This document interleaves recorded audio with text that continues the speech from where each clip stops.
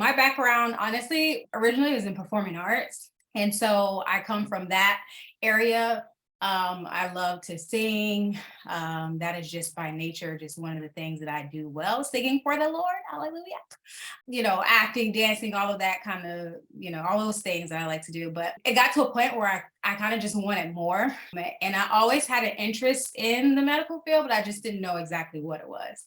And so my aunt, who's a PTA, she was like, hey, you work well with people and with kids, they have like an area of pediatric physical therapy that you can try out. And I was like, okay, bet, let's do it. And so I was going to do, setting up myself for the prerequisites for the PTA program at my local college. And then one day I actually went to All Children's Hospital and, to do observation hours. And they were like, you're such a nice, bubbly person. You work well with these little ones, just seeing your interaction with them.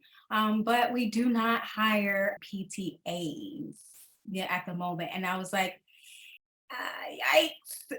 And so that kind of propelled me a little bit. And I, went home and discussed it with my husband. I was like, okay, this is something I really want to do. So I might as well just go for it. And my anatomy and physiology, my undergrad anatomy and physiology professor was like, you know what? I've always said, you should just go all out, go for it. And that's kind of what motivated me to become a PT and to begin this journey. But as far as everyone else in my family, no one else, as far as being in the medical field, no one else is in the medical field like that. First time generation doing something like this. And I was just really, really excited, but also nervous at the same time because I just didn't know who to go to for resources when I first started out. As a first gen, how Mhm. was it for you? Whew, I was so happy once I finally made it through the prerequisites. First of all, obviously going through the chemistries and the physics, and Lord knows by the grace of God, I made it through all of those. But finally getting into PT school was really exciting for me. And I did well, but it was obviously very challenging, especially that first semester of PT school and the first year in general, where you have a lot of your didactic work, those foundational content areas that you have to get underneath your belt. And although I was preparing myself for that with my prerequisite in undergrad, it was obviously a lot. And it actually got to the point where I had such low confidence and it was frightening for me. And by frightening, I didn't even want to come to school. And my husband and I at the time were struggling with finances at the moment. And it was really, really tough for us. So I was like, I don't even know if this is even worth it. I don't even know if I should be doing this. Am I choosing the right thing? So I ended up taking a 1 year little sabbatical away from PT school. Um, Wow. and at one point I wanted to throw it in because I felt like I wasn't myself. It was scary for me. And although like I said, I felt like I prepped myself well enough and I had, my family to back me, it was scary. And I found myself like I said, just being frightened just to come to class or just to go to a practical. And I'm like, this is not me. I've been in what could potentially be worse situations as far as having to think on the spot, having a background in performing arts. So I was like, I don't like the way I'm feeling. So I took a break. And I did have a professor and a director of my school, which at the time was a brand new PT program in Florida. They honestly supported me throughout, and they were like, "Hey, we're here for you. Just we advise you to take the leave of absence first, and then if you feel like this is something you still want to pursue, come back to it." So I had enough time to clear my mind. My husband and I kind of got our situation together as far as finances, and it was like the best time off that I ever it's the best thing I feel like I did for myself because I came back stronger.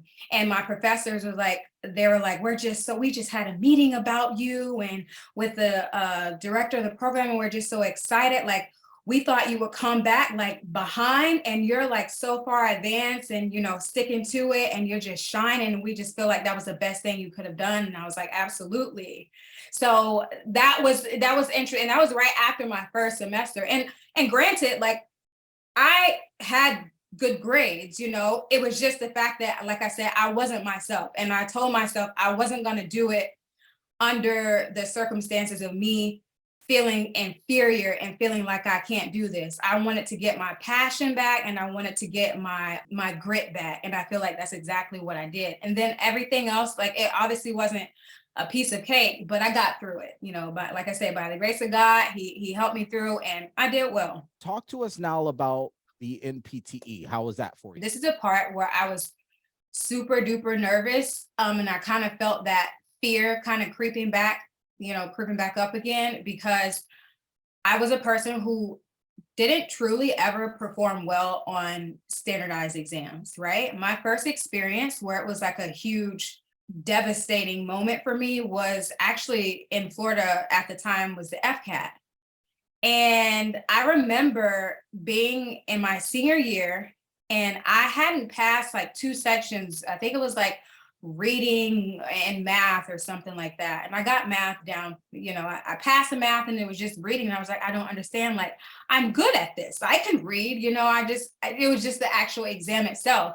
And I'm like, at the time in my little brain, my little 17, 18-year-old brain, I'm like, but I want to graduate with a regular diploma. And I'm like, I just don't understand why I portray how successful I'm going to be or who I'm going to be. Like I'm in the National Honor Society, I'm in the, Thespian Society, I'm in Ebony Scholars, I'm in a program called Upward Bound. So like I'm doing things for the community, homecoming queen, prom court. So why is this test the thing that is determining my success? And eventually I passed it, but I just remember at the moment, like, that was such a scary moment for me. And that was exactly what the NPTE felt like for me. And I felt that I had done so well, but I was still nervous about the actual exam because of in my mind, how I know I perform in the past. Right. And so as far as my preparation, I used review books originally. Well, I graduated school in May of 2021. And then my exam was going to be in July. And so I knew I wasn't ready, and I ended up taking a program, hoping that would help me, but I was still it was just overwhelming. It was too much. And I end up getting like a 532, I think, on my first attempt. And I say first attempt because obviously it's going to be multiple here. So it was kind of like I should have waited. Looking back, it was like I should have waited, knowing that, what I know now. Like I knew that I wasn't prepared, but I was just trying to wing it and just do something off the hip and just think that it was going to work out, and it wasn't. Especially mentally, I wasn't there as well. So that was the first attempt at taking the NPTE, and then I went to take the second one. I was thinking about October, which was the following date that they offered it.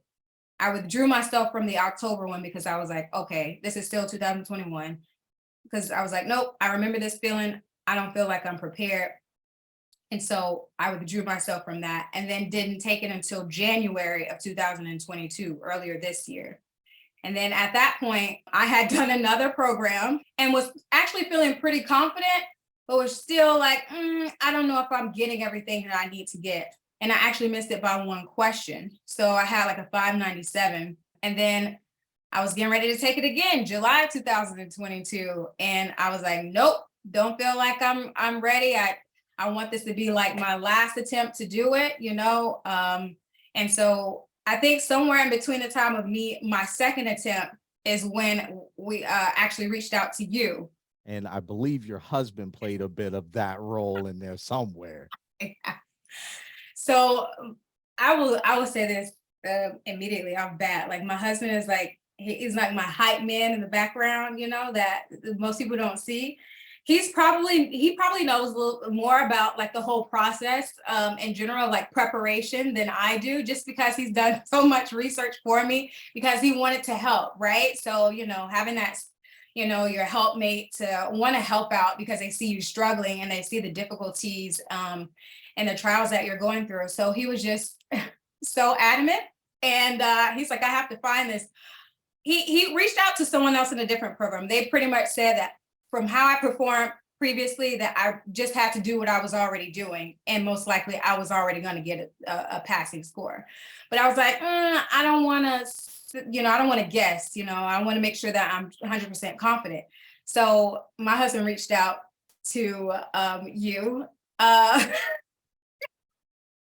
He found him. You guys, he found Coach K.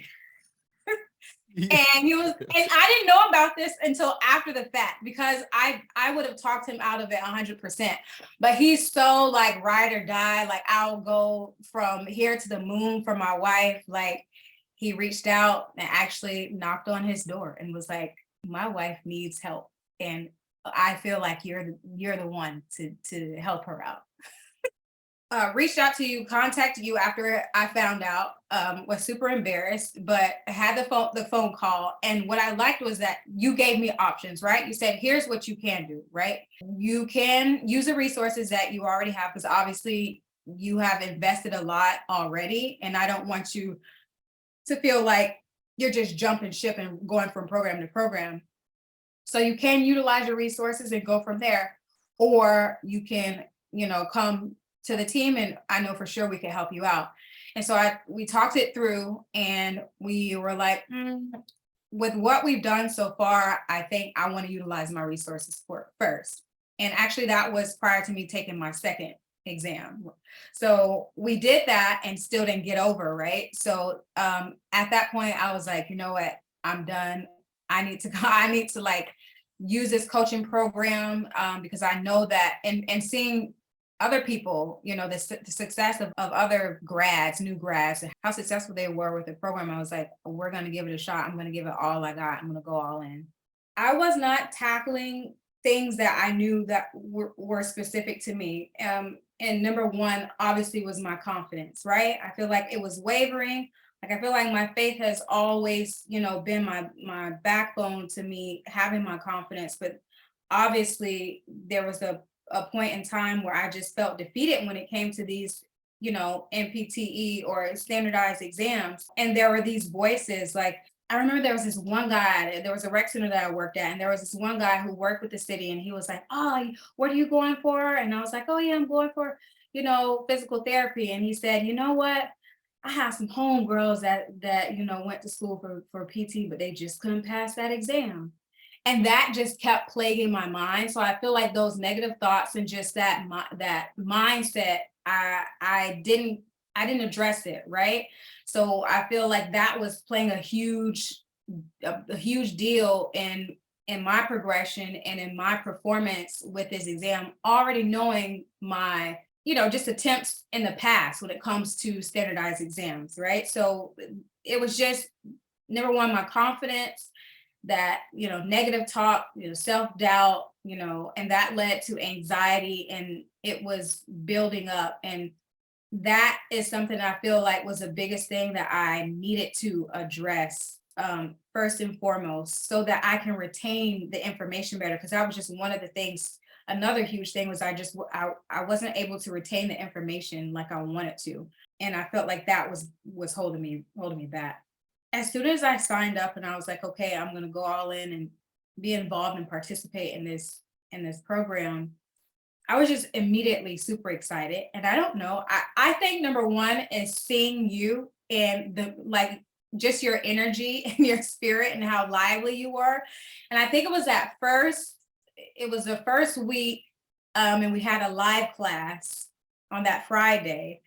And when I saw you like playing the music and then you would just out of nowhere just break out into a dance, I was like, oh, I want some of that. I need that. I'm going to pass this time. Like I already know it. And that, believe it or not, like that was a huge deal breaker to me. Like, I'm like, okay, this is something that I've been missing, right? Like, obviously, just that passion for what I'm going after and, feeling confident again, and for some people, it may not mean much, but to me, that just something as simple as that, it just kept my energy and kept my spirits high.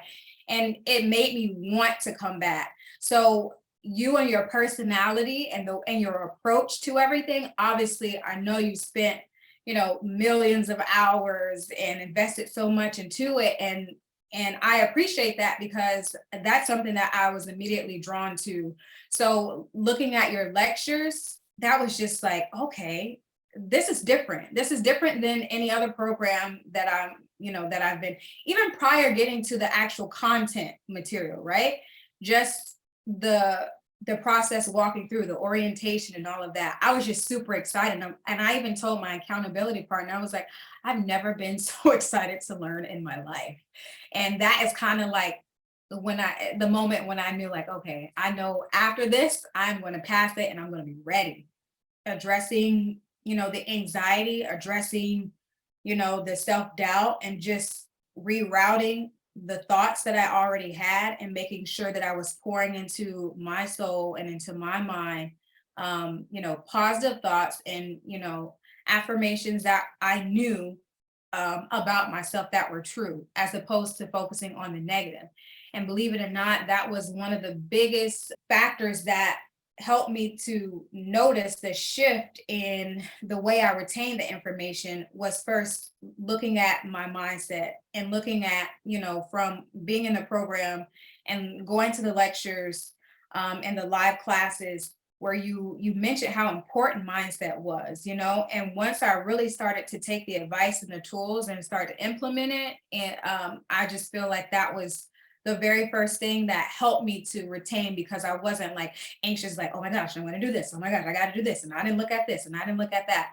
And there were specific things that you spoke about, like not going into the rabbit hole when you're looking through the text, you're trying to pull out some key information. Don't spend too much time doing this or that, or reading this or that, getting to the facts. So that was the second part, just having a strategy. And I think I told myself I had a strategy before, but it was nothing like what I had in this program. And so that strategy was like mind blowing for me. And it was, I just think that that just helped me in so many ways as far as my retention, because I wasn't just looking at, okay, this is what I have. And oh, I know I should know this, but do I have to know this part, that part? So it was like the why that you told us to, go and look at, and picture yourself, how they were asking a question. So I feel like those are the main two things that helped me as far as retention: first, the mindset, and then second, having that strategy and having that plan and implementing it. It was individualized, right? Like, it was to the point to where you focused on things that you needed, right? So we had that first segment where we just had to analyze, our most recent exam that we had taken, and figure out, what type of errors are you having on the exam. So it was just so individualized, and it's okay. Like, some people do well. Some people do well on the exam without even having any type of, program, or they might even just look at a review or notes, and then boom, that's good.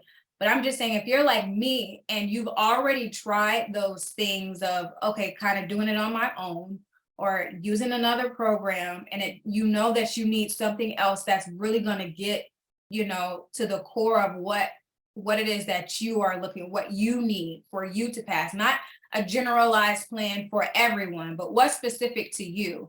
And that's why I was so happy with, the PT Hustle team, with Dr. Sarah and Nick. Was they all came in, and, I've seen the mindset, and everyone, the team is like, hi, like, you got it, hooray. I've seen that in other programs, but it was just different, and the level of confidence and the level of just redirecting you throughout the whole process, where other programs do not offer that at all. Like, you can speak to someone here and there, but this was like every single step of the way, from beginning to end. Everyone was, as far as a PT Hustle team, they were just so involved, right? And the responses were so quick.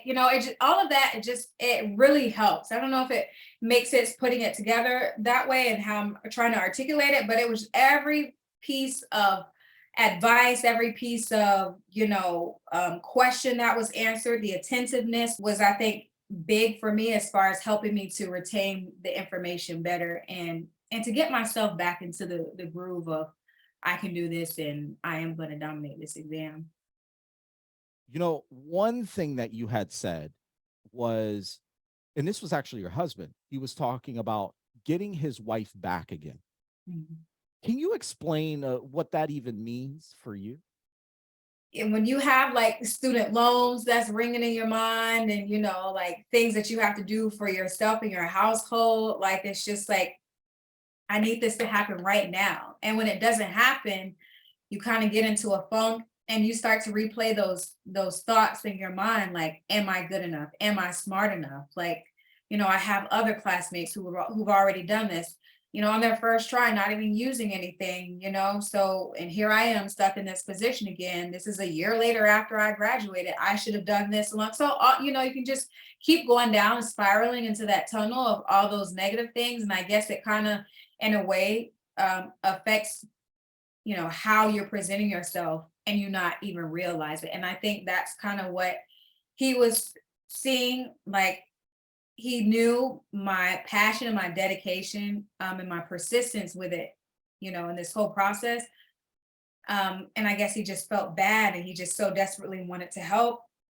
And it's just like, in a way, he felt like there was nothing that he could do. So after seeing that pass, and literally I screamed to the top of my lungs. And he might have even been taking, I think he was taking a nap at the time, or he was on I can't remember, just waking up from a nap. And he was like, "What?" Screaming. And I'm like, I'm jumping up and down. I'm like, "Yeah." I'm just so like, just super excited. And he had to go to the screen, like he moved me out of the way and went to the screen to see it himself, and just started screaming. And I think, and both of us were crying, because it has been a long road for both of us. Like, outside of PT and all of it, it's been a long road for both of us. So this was like a moment when he said to you that night that he felt like he had me back. It's just seeing the light in my eyes again, and being able to breathe, because the whole time, like, I just have these stacks of books that were just sitting on my counter. And I thought the second time I was going to take the exam that I was able to put them up, right? And I did put them up, and then I had to bring them right back out. And so that was one of the things that I did, was I took those books and I said, "Oh no, I'm not looking at you for a while. You can go. Like, I can have my space again. I can relax and enjoy the moment, because it's been a long time coming." So I guess just that true light and that true joy, and just knowing that I gave it my all. And with the help of you and the team, like, it was literally a dream come true.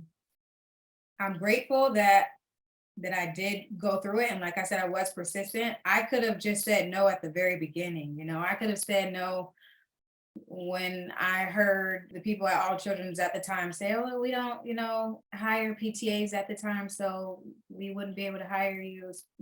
I could have said no then, and I could have changed, directions and careers in general. I could have said no when I heard the guy talk about, his friends not passing the NPTE, and they've already gone through school and approved all of these expenses, from, the education, as far as, the schooling. I could have said no then, because I knew that those exams and standardized exams it was literally one of the roughest parts of school for me, so, but I didn't give up. I could have just said no when I decided to take that break and step away for a moment. But I didn't. I came back, and I just want my story to resonate with those who have struggles, and when life, it doesn't look perfect in your world, just to keep going. I was very and am blessed to have, a very supportive husband and family, and my parents, and my faith, number one, that has driven me to this point where I am now. And I know without a doubt that without God, I wouldn't be able to smile at the end of the day and say, I made it through, because there are plenty of times that I wanted to give up on myself. So I would say, after going through all of it, it was definitely worth it. At the time, it didn't seem like it, and I wanted to quit. But when you get to that top, my grandmother always mentioned, like, that mountaintop experience, starting from the bottom. And it was a very humbling experience, like, very humbling. You look back and you say it's all well worth it. And that's just life in general. It doesn't have to be the NPTE, just trials and struggles in general. We are very resilient as human beings, and we push through, and we do it so that we can see the reward at the end of the day. And I'm glad that I did.